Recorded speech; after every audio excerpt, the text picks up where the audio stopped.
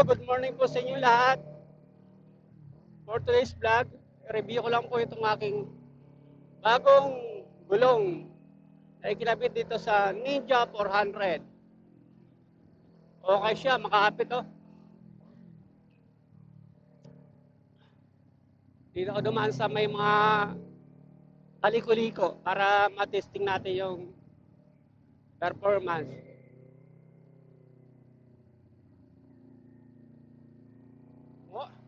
Oh, okay. Ganda. Yung likod niya, 150 by 60 by 17. MC lang, hindi yung ZR. Yung ZR medyo mahal. Okay na rin to. Basta radial, wag lang yung bias. Woo, sarap. Magandang kapit ng gulong. Yung front naman niya ay 110 by 70 by 17. 110 lang. Kasi yun lang ang pinaka-stock niya. Pati yung likod niya, 150 din lang yung stock. May konti pang kurbada dito. Twisty. Testing ulit. Harap. Yan ang may kasalubong.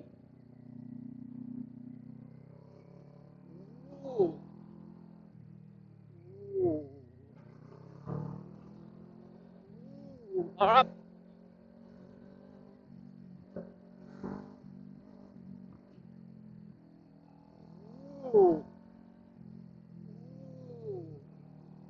Alright. Masarap siguro gamitin. Ayun. Nag-stop ang recording ko. Tuloy ko yung review ng gulong ng Bridgestone S22 o Batflex S22.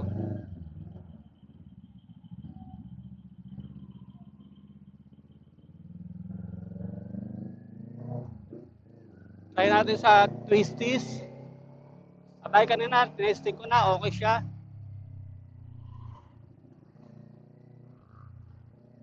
Sa arangkada, okay rin siya. Hindi siya may skid. Makapit.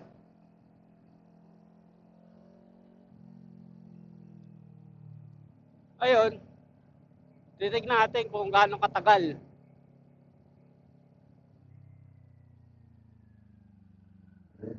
Bago mapalitan. Kasi hindi siya practical. Wala kang mabibiling practical talaga na safe. Wala kang mabibiling mura na magbibigay sa'yo ng maximum safety sa kalsada.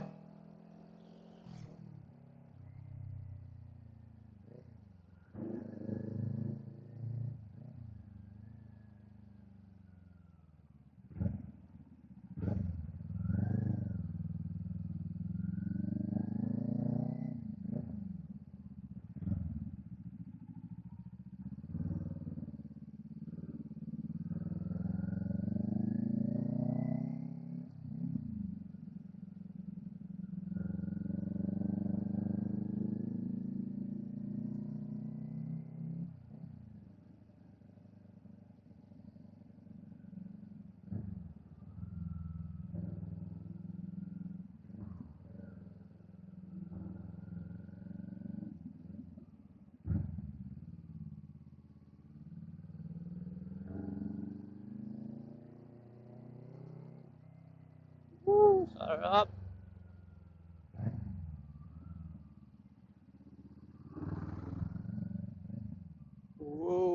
Okay. Pati sa stopping power, okay siya. Kahit mabigla mo ang preno, hindi siya may skid. Maganda, makapit. O baka dahil naka-ABS ang motor na ito, hindi siya na-skid.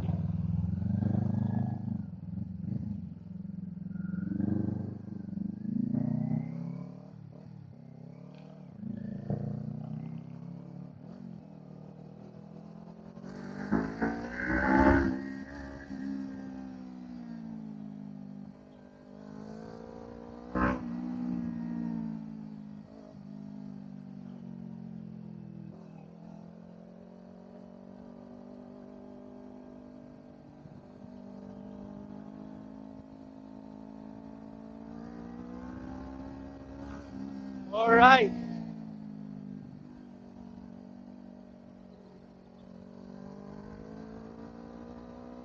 Okay siya, okay, okay. Masarap. Woo! Alright.